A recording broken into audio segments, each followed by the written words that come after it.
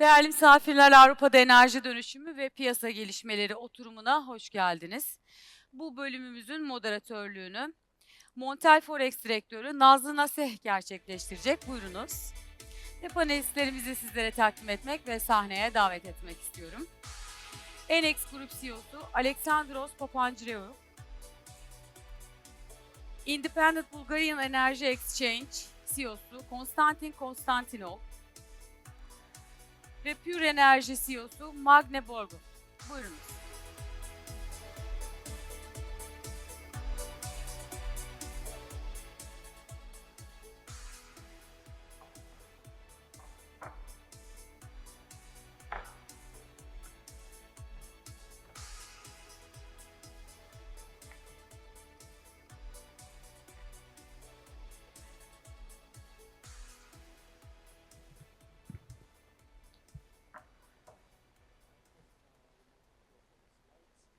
Okay. We just keep it. Welcome to the 14th edition of Turkish Energy Summit. My name is Nazlı Naseh and I am the director of Montel Forex. Today we will discuss the energy transition and market developments in the European energy markets. I am honored to moderate this panel and I would like to extend a warm welcome to our panelists.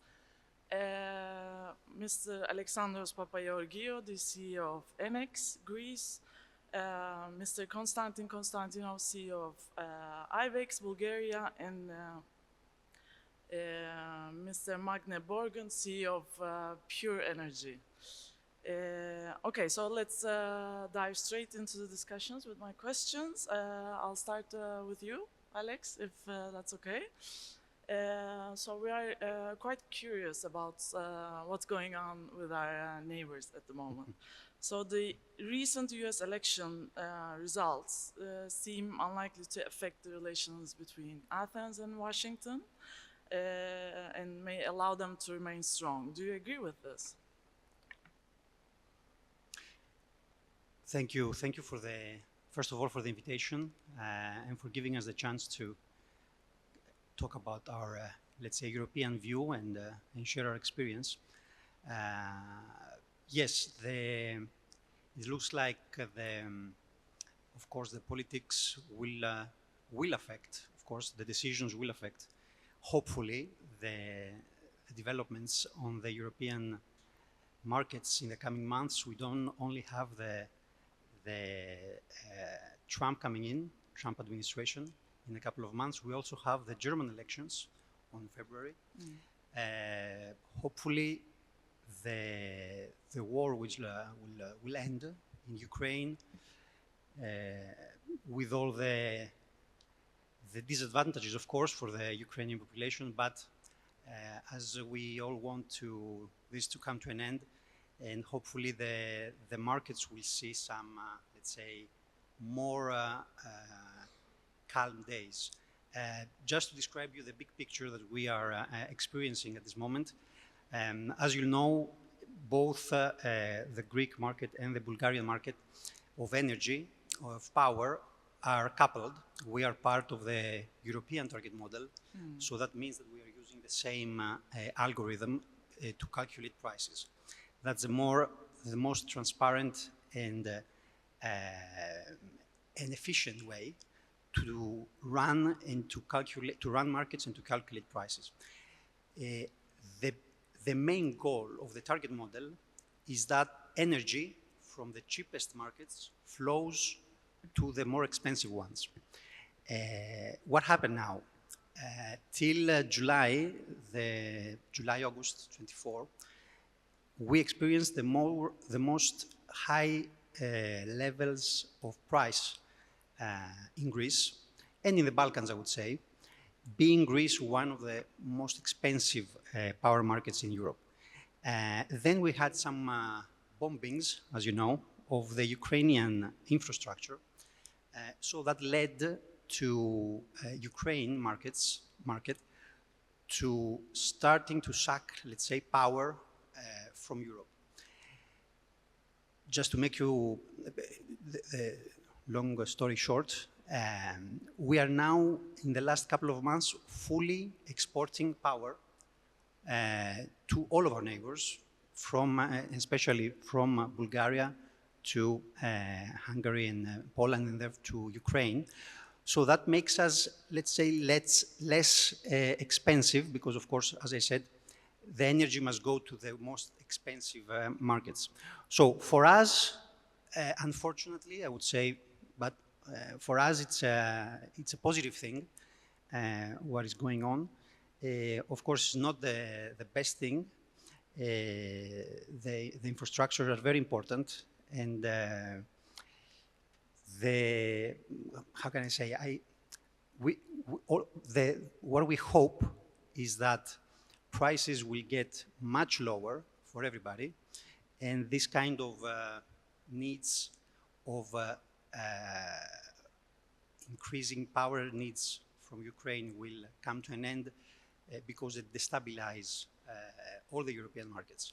Even if the target model is the same for all the 26 or 27 European Union markets, each market uses some algorithms differently because of the TSOs, which are technical specifications, and that here in Greece and in the Balkans we're still not using. So, for example, just to make it very clear, we have some markets in the Central Europe, like Austria or Germany, that they shut down the flow of exports to the Eastern Europe, which is something that we cannot do because of technical reasons. So this, again, influences the prices, and to make you have an idea of this, even the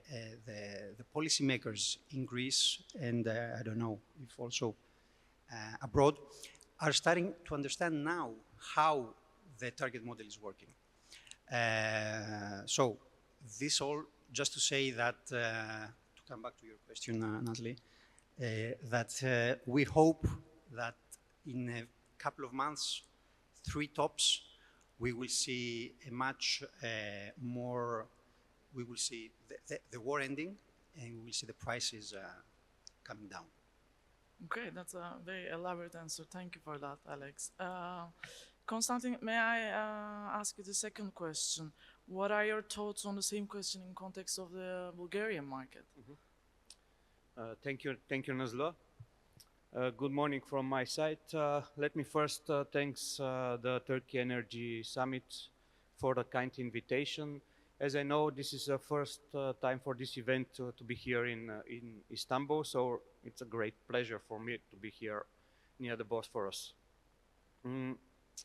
Elections are a hot topic in Bulgaria because the parliament, the domestic parliament, is not able to confirm and to create a regular government, and unfortunately we have elections for a 7th time during the last 2 years, and most probably we'll have to go to elections for 8th time during the next spring. So from administrative point of view, it's very hard to work in these conditions, but I believe that the life and the business begin. Yeah, to get the projects going, and yeah, exactly. But let's focus ourselves on the integration of the power markets and relations between the neighboring power zones. I'd like to mention that a good example of this is the good cooperation between the Bulgarian transmission system operator and the Greek one.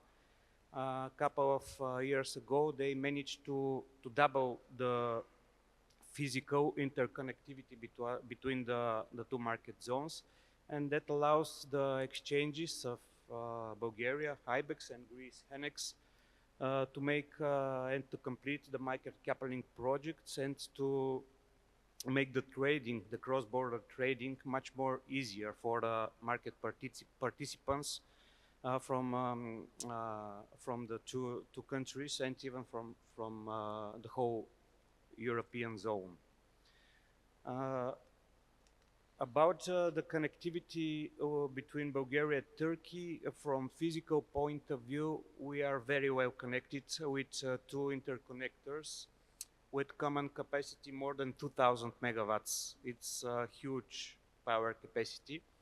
Unfortunately, only 100 megawatts from this more than 2,000 are available for trading on a yearly basis.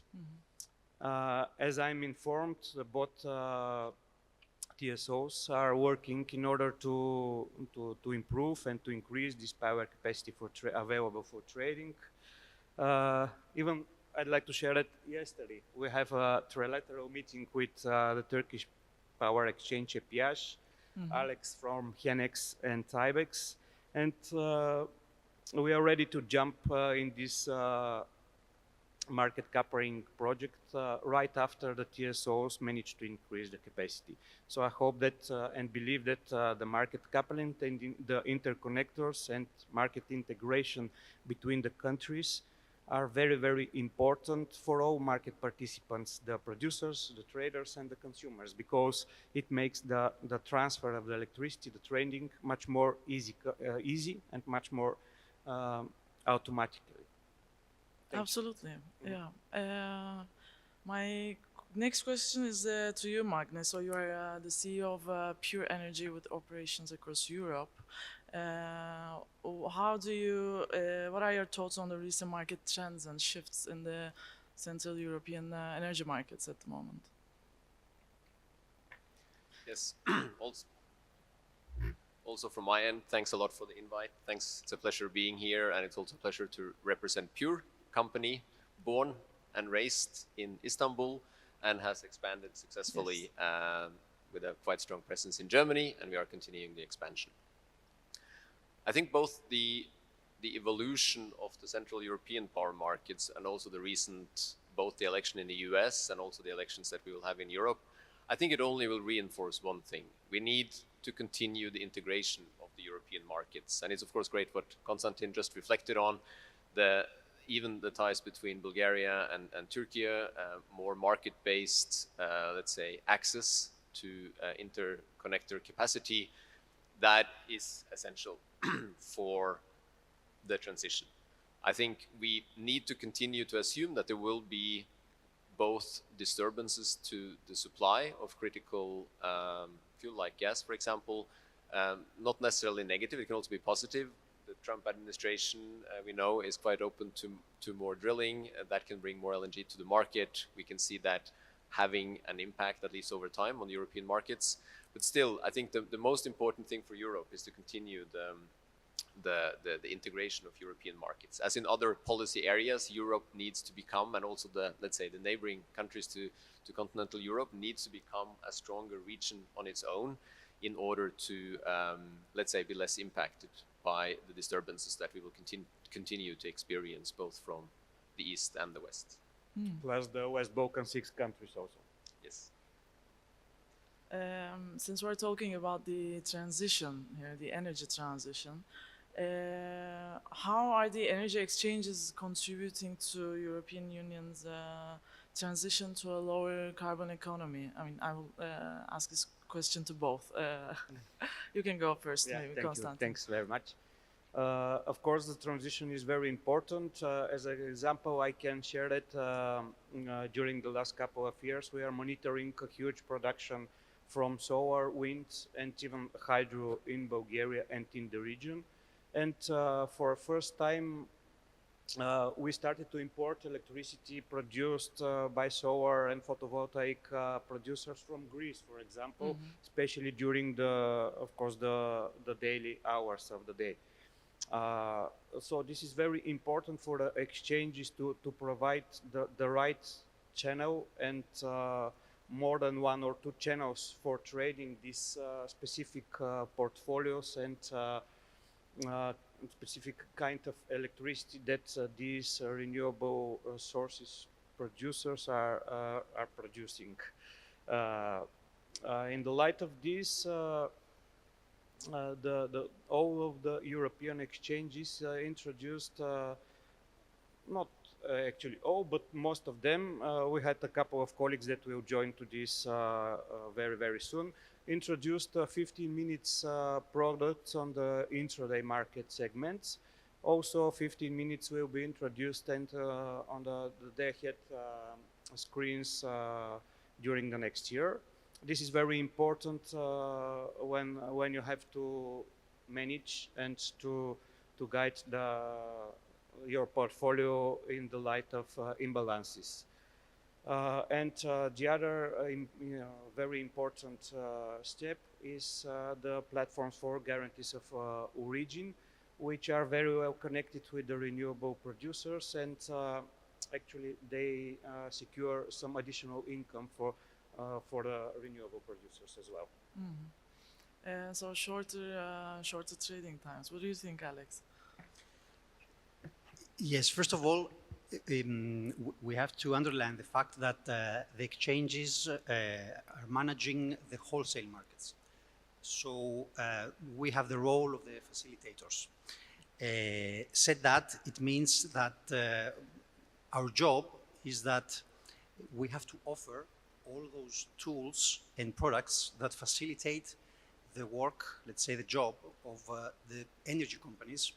And that means that, as Konstantin said, it's very important that the 15 minutes are coming up in a few months. That means that instead of trading each hour, you will be able to trade each 15 minutes.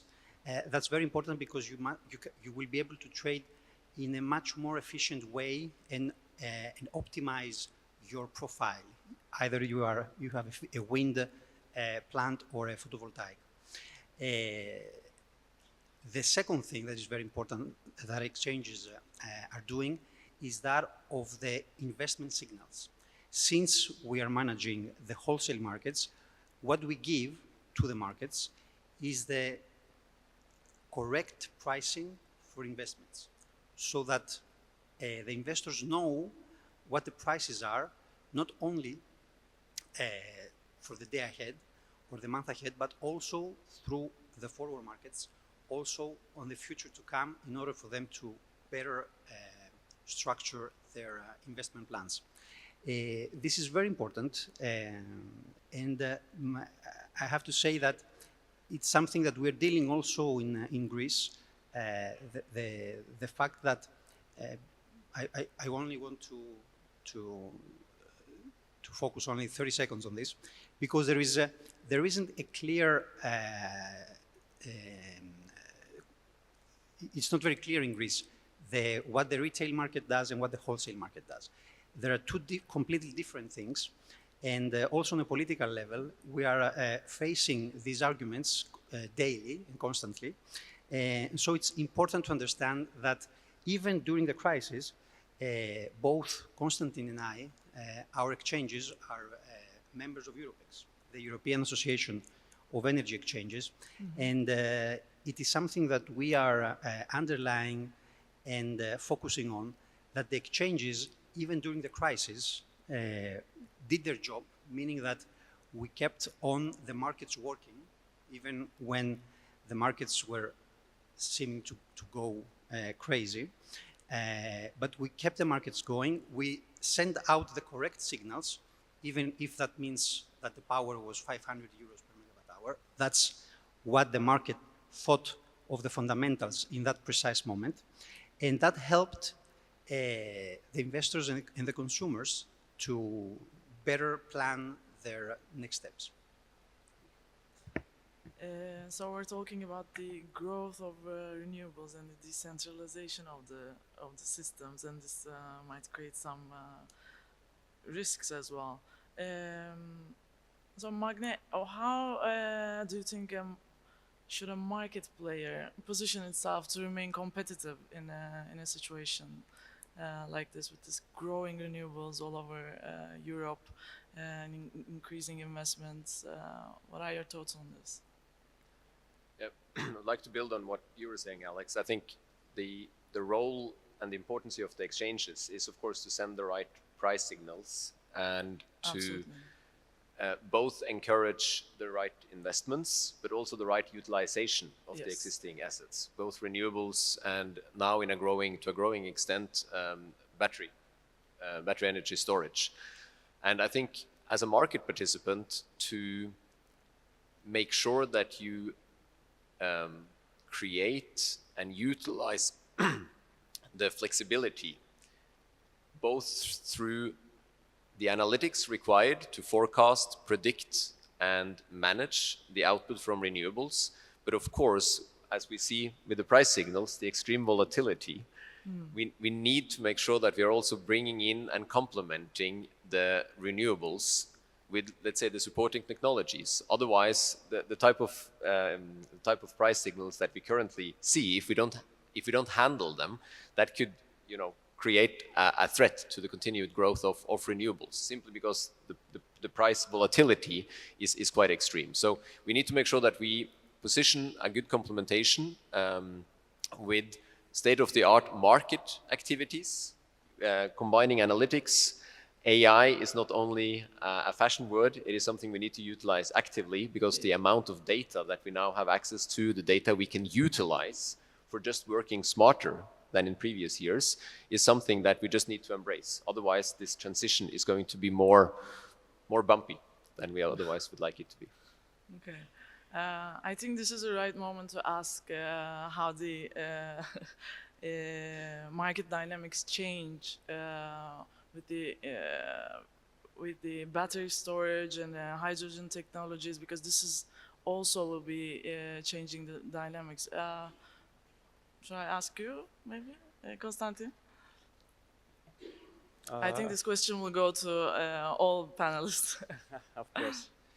Yeah, this was very, very true. I'd like just to comment that the power exchanges and the exchanges at all, they do not produce themselves the price of the electricity. They just calculate the price for each hour or for each quarter, depending on the offers from the participants, from the buyers and sellers.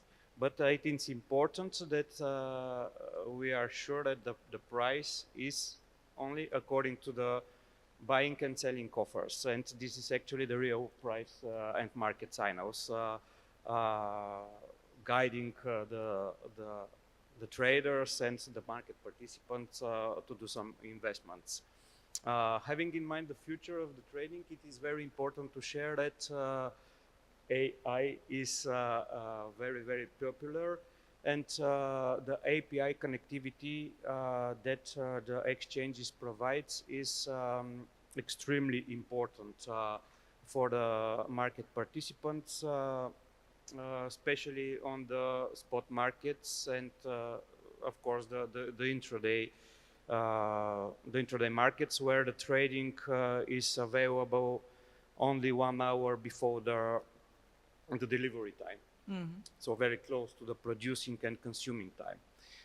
For example, more than a quarter from IBEX members have been using already the API connectivity, and actually for less than a year, according to the API trades, we managed to double the number of the trades, and not even to double, even to increase the number of the trades more than 8 times.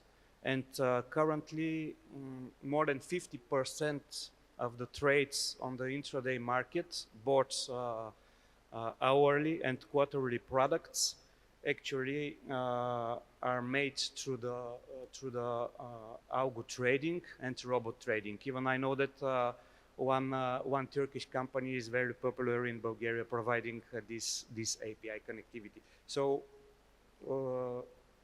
let's focus ourselves on the API connectivity between the users and trading screens. And I think that this robot trading is the future of spot trading. Robot trading, okay. Do you have any addition to this? Yes. Alex? Flexibility, it's a major issue in Greece, as also Marcus said, because we are facing, I would say, quite an important issue with the renewables, meaning that we have too many renewables, but we don't have the grid to absorb all the production coming from that resources. So let me correct the phrase that I've just said. The renewables are not many, it's the grid that it's lacking. I mean, we all want, the more renewables you have, the better it is, right?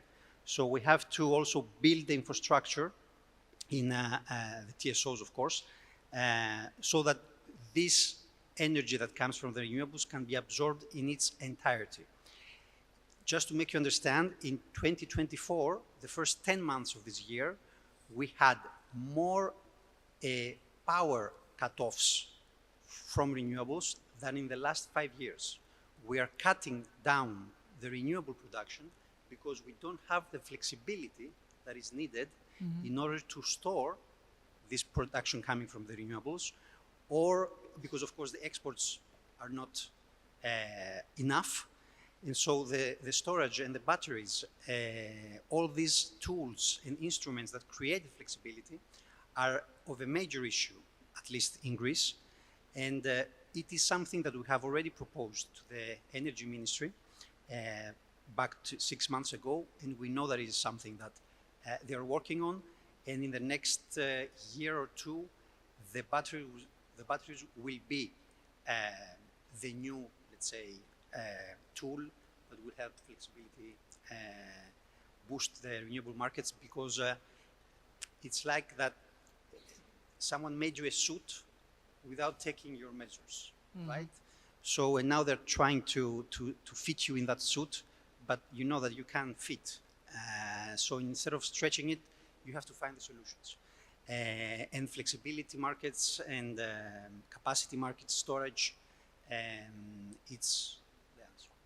Okay. Do you see any regulatory challenges coming together with this? Yes.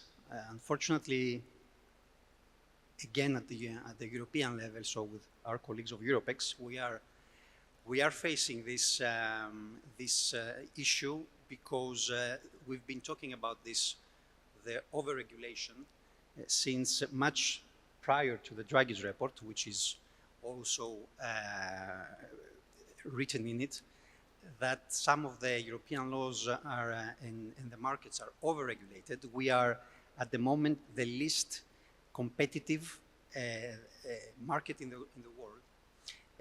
For example, everybody wants hydrogen now, but the European Commission doesn't want only hydrogen. They don't want the blue hydrogen.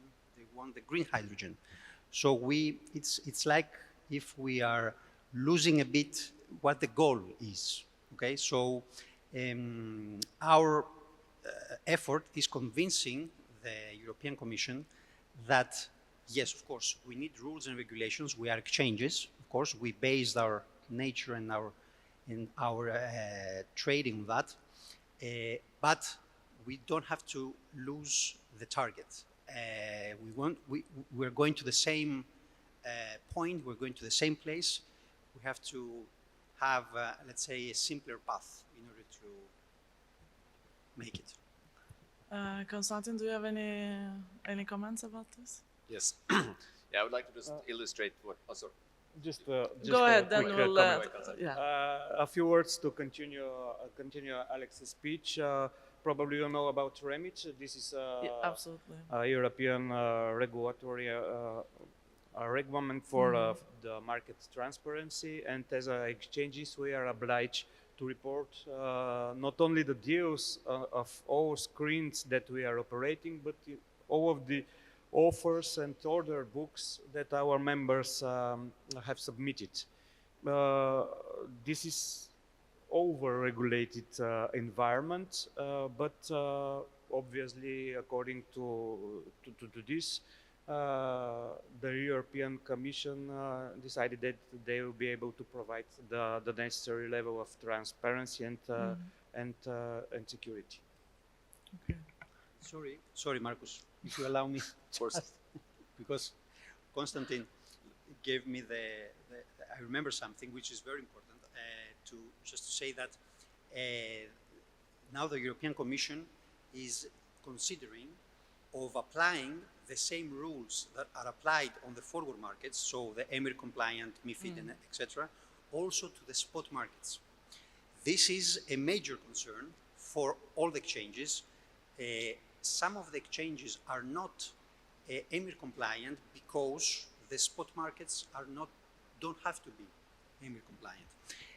If that comes to an end and be finalized, meaning that the spot markets will switch to EMIR compliance and MiFID, that would mean that it's going to be a major challenge for those, specifically for those exchanges that are not compliant with EMIR.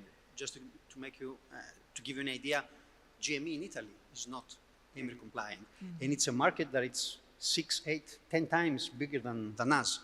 So imagine the outcome of that. They will have to face major restructuring of their trading. Yeah, I would like to build on what you were saying earlier, Alex, on, let's say, of course, it is the grid that is predominantly the reason for not being able to handle the renewable capacity. And just to illustrate this, in Germany so far this year, we have had close to 500 hours of negative prices, and quite extreme negative prices as well. And we actually, to date, we have 85 days with an average daily, a negative average daily price, which is, of course, a quite strong signal and a little bit of a dangerous signal. But it's also interesting to observe that a country that has come further than all other countries in the world, with the exception of the US, it's the UK. And despite UK having launched more battery storage capacity than anyone else, they also continue to see a significant increase in negative hours. And that comes, of course, with how the support of renewables have been done historically, and also how they continue to support renewables. If you continue to support renewables in a way that encourages even production when there is an oversupply in the system, we have, of course, a risk of undermining the mission of renewables. I think it's already clear, levelized cost of energy is the lowest with renewables, and I think it's time to start to balance the incentives for the supply and demand side and maybe base it on market mechanism. Because I think the market now, with the exchanges and with the market participants, are in good enough position to actually handle and utilize this potential itself by combining the renewable technology with the storage capacity facilitated by the markets. So there should be a strategy to meet the evolving needs of the market. And do you think battery will be a solution to this? I think battery is certainly a part of the solution, and we see it now. Battery is probably the most both attractive asset in the energy industry because of the volatility.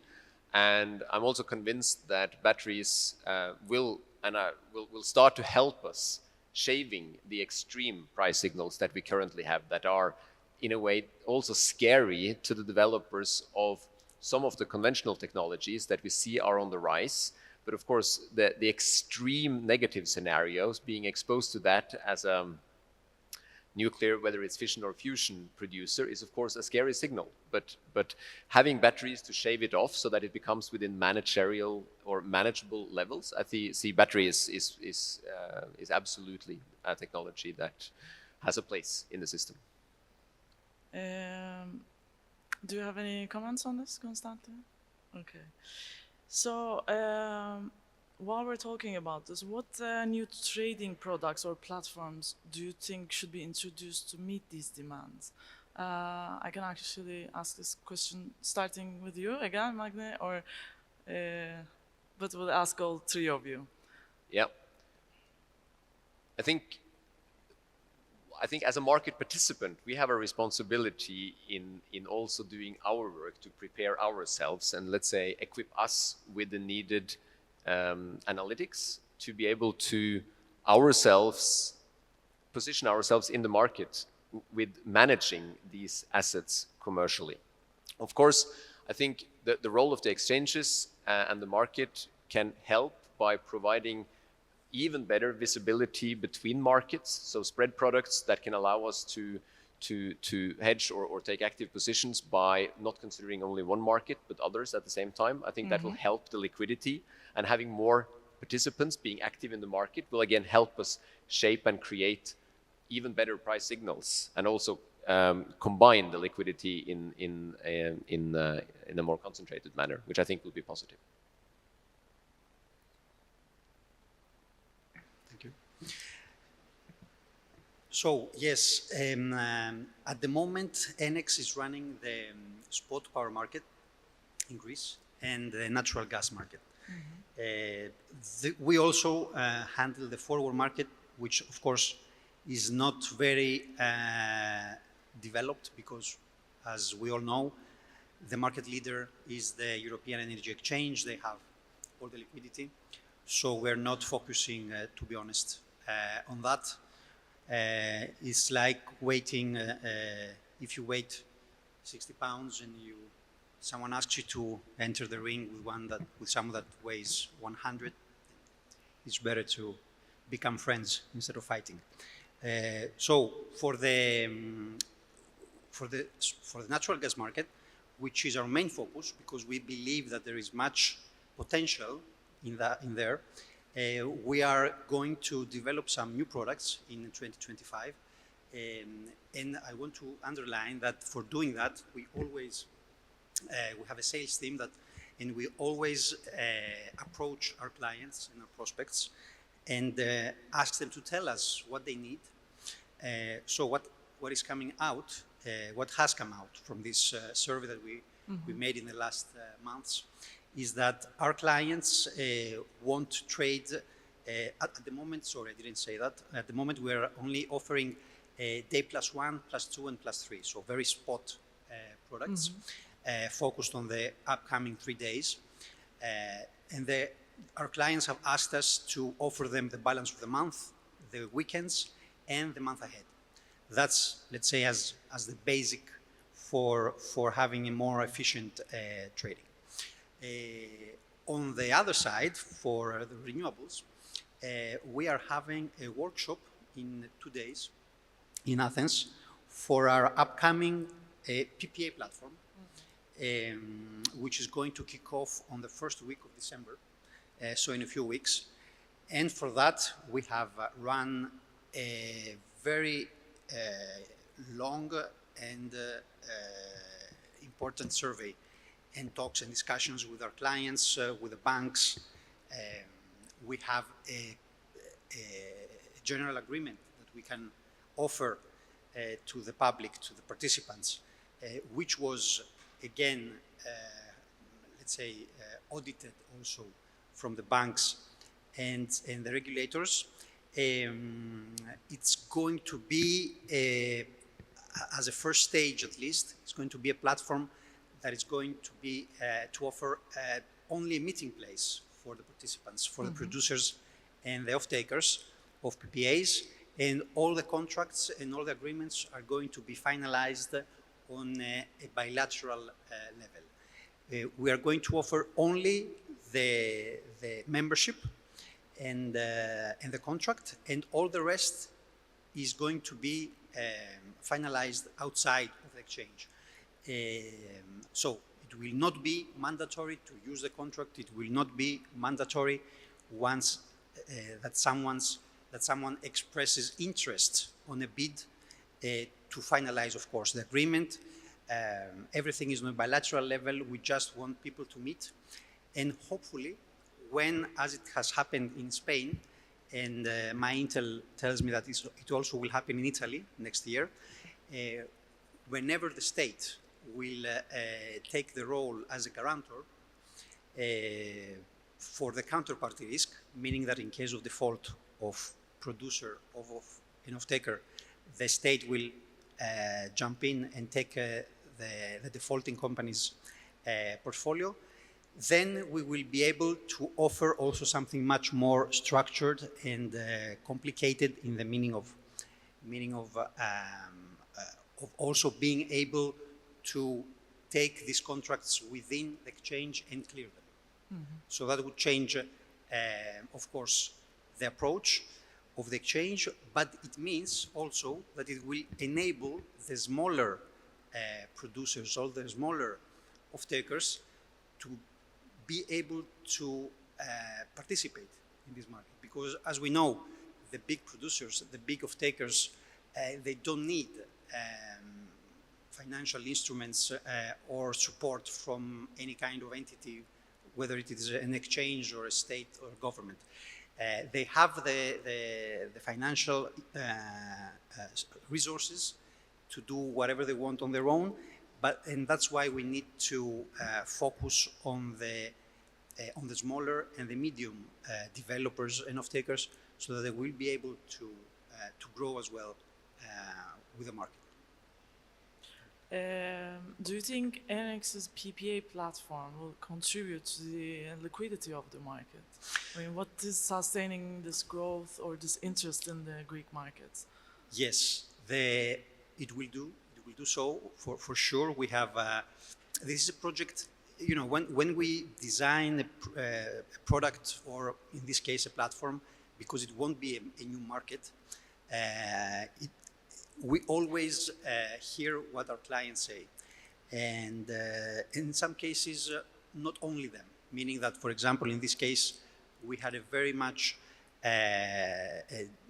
long discussions going on with the banks.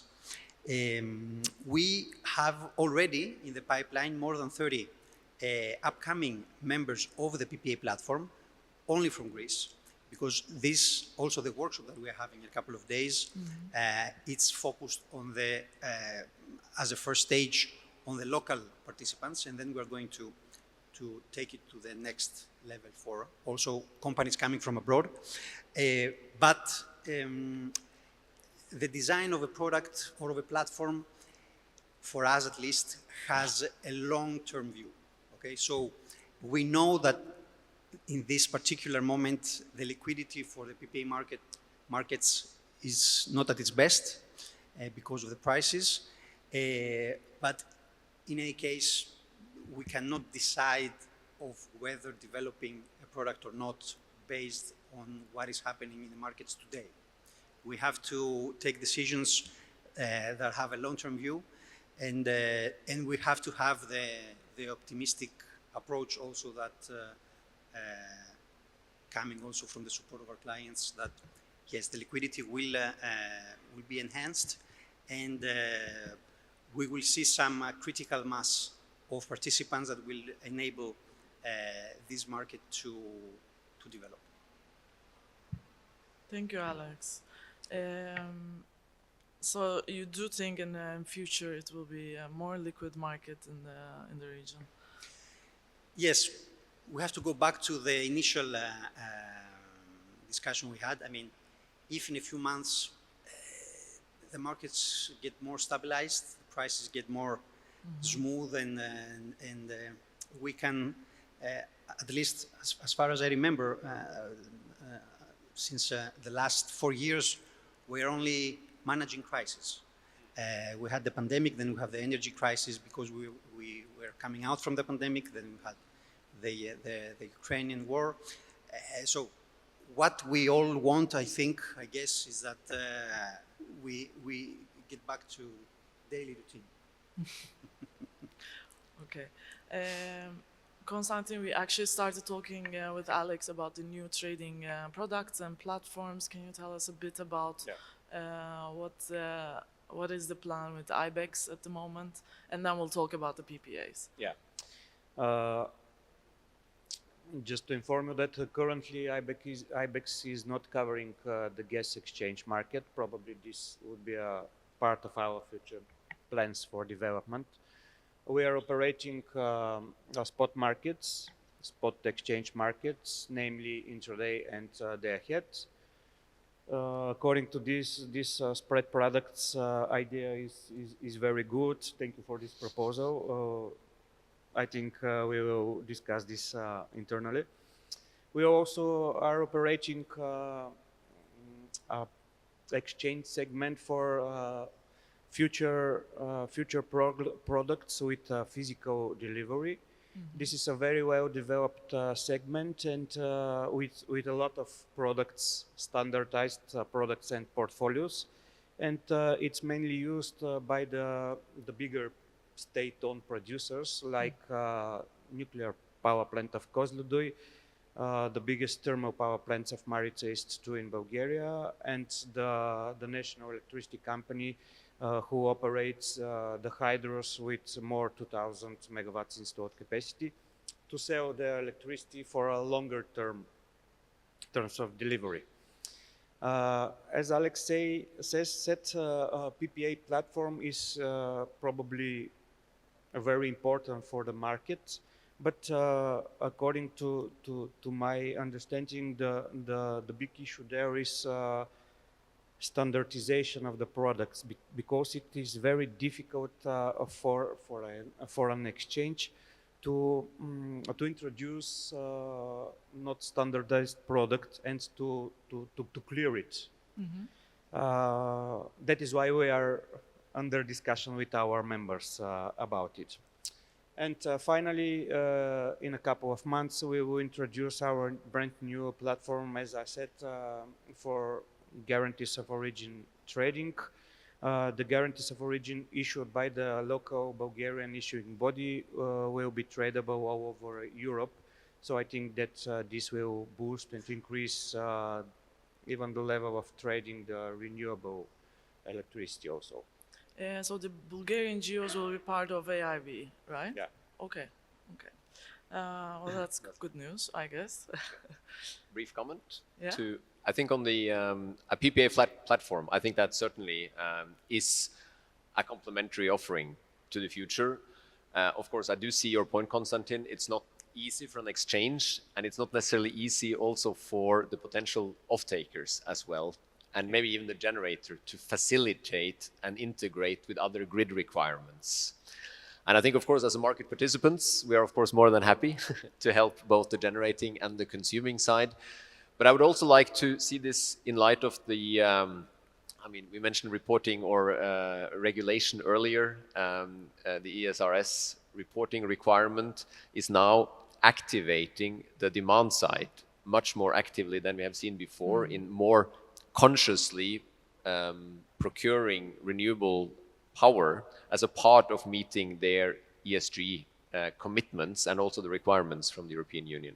And of course, making a PPA, or we can also call it a PSA, it's a power supply agreement product, available and easier to consider for industry and commercial customers, could be a way of creating a more balanced energy system where you actually connect the ultimate generators with the ultimate consumers.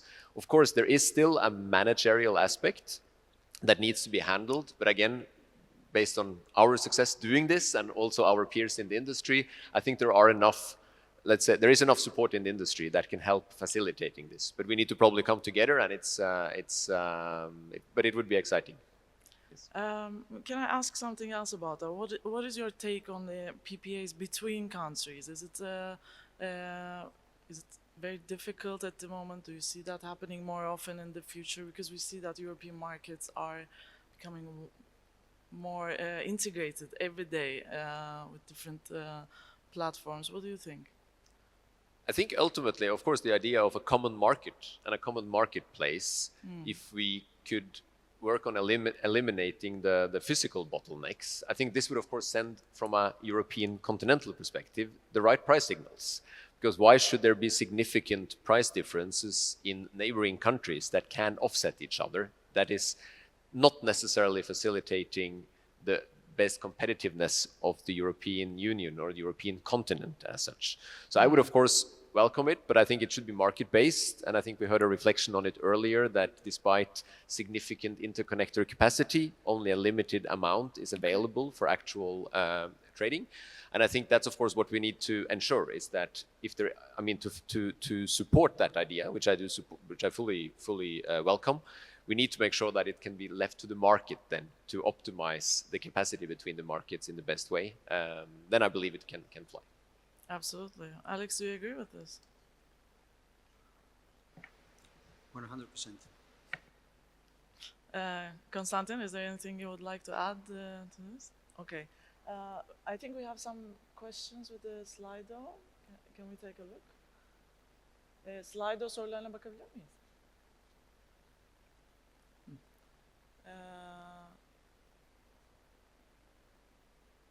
Do you have any idea about an arbitrage right will be offered by the authorities in Greece and also in Bulgaria for storage investors?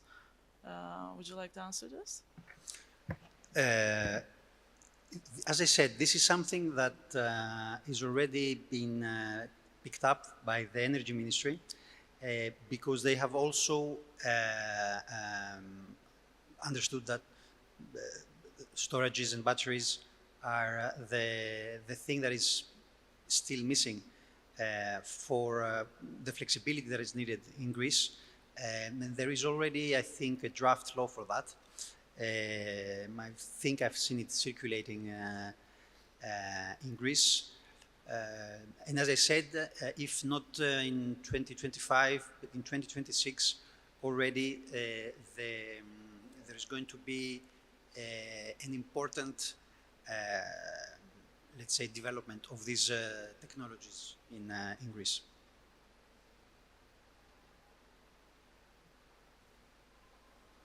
Konstantin? Yeah, I'd like to add that arbitrage is not a bad thing. As I know, many of the traders in Bulgaria are doing this between the exchange segments, even between the exchange products, between hourly and quarterly products.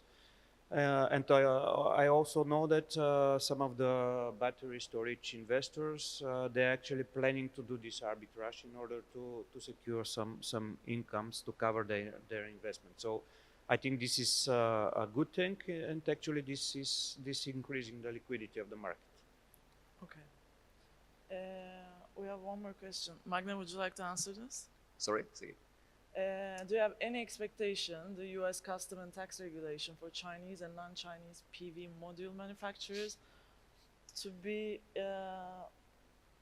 followed up by the EU as well, especially after the Trump presidency? Yeah, I guess it's a glass bowl question. No, I think I would assume that the EU, if Trump does what he has promised, there will be some kind of a reaction, and there will be something along the same lines also introduced by the EU. However, I think it will be at a significantly lower level. And I think also Europe needs to be careful not to undermine its own energy transition by literally closing the door to the manufacturing hub of the world. Yeah. So, of course, there are practices in China that probably are a bit questionable and that the price levels are somewhat artificially low. But I think it's probably the wrong approach to try to exclude and prevent China from contributing to the energy transition at a cost level. And we know that the financial situation across Europe is also not better now than it used to be. So I think also we need to be a bit pragmatic here in this regard. I don't think there are any other questions. Since we have a couple of minutes, I'd like to ask one more question to all three of you. It's a bit of an open-ended question. How do you see the future of power trading in the Southeastern European region? Alex, we'll start with you. Yes, thank you.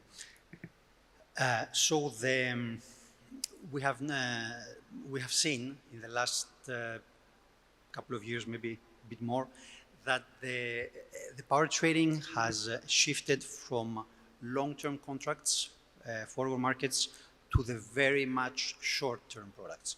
And I'm talking not only on the day ahead, but very much also the intraday. Because, for a simple reason, as you know, the traders are looking for the margins.